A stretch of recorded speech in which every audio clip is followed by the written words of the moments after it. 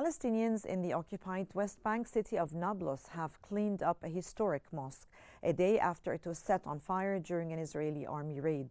The Palestinian Ministry of Endowments and Religious Affairs stated that the fire was deliberately started by the Israeli forces during the raid. Local religious authorities reported that the Israeli army raided 6 mosques in the city on March the 7th, the first Friday of Ramadan.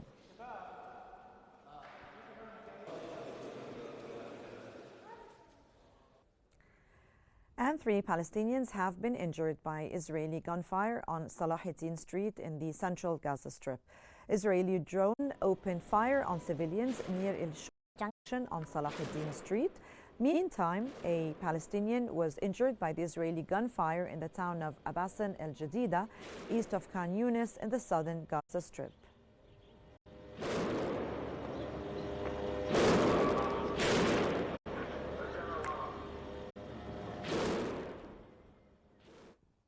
Israeli occupation forces have detained a journalist from Aqsa Mosque compound in occupied Jerusalem. According to reports, the journalist was arrested earlier this week from his home in Silwan neighborhood during iftar time.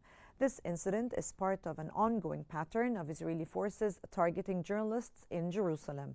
Many face detentions, house arrests, and bans from entering Al-Aqsa Mosque, often under the pretext of their journalistic work or unsubstantiated accusations of incitement on social media.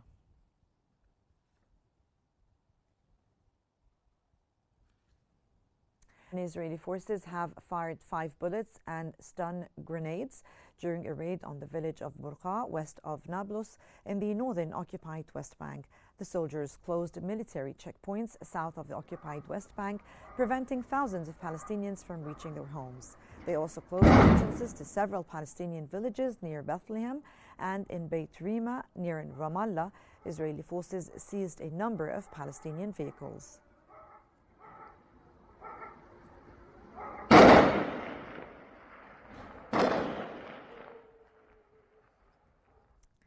And the Israeli aggression on the northern West Bank province of Tulkarm has entered its 42nd consecutive day. Israeli forces have reinforced their presence, displacing over 21,000 from Tulkarm and Nur Shams as homes are destroyed or seized. The UNRWA calls the camps uninhabitable, marking the worst assault since the Second Intifada and the largest West Bank displacement since 1967, with 40,000 forced to flee.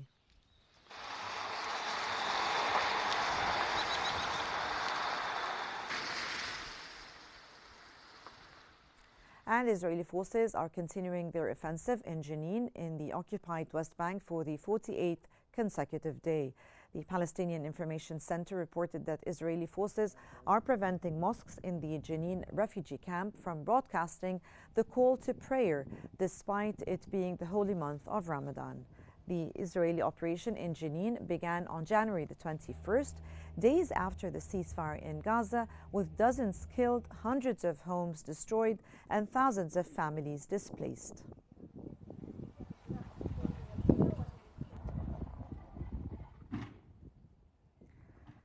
And thousands of Israeli protesters have gathered in front of the Defense Ministry in Tel Aviv to push the government to secure a detainee deal with Hamas. Israel and Hamas signaled they were preparing for the next phase of ceasefire negotiations as mediators pushed ahead with talks to extend the fragile 42-day truce that began in January.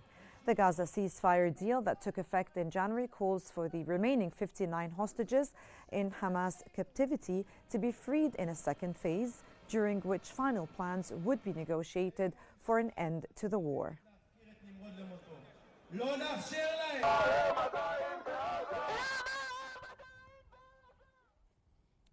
And relatives of the Israeli detainees have warned of an imminent restart of fighting in Gaza if the second phase of the ceasefire deal is not completed. The families gathered in Tel Aviv ahead of 2 planned protests to demand the return of all detainees. The first phase of the Gaza ceasefire ended early in March. Since then, Israel has imposed a total blockade on all goods entering the enclave, demanding Hamas free remaining detainees without beginning negotiations to bring the war to a definitive end.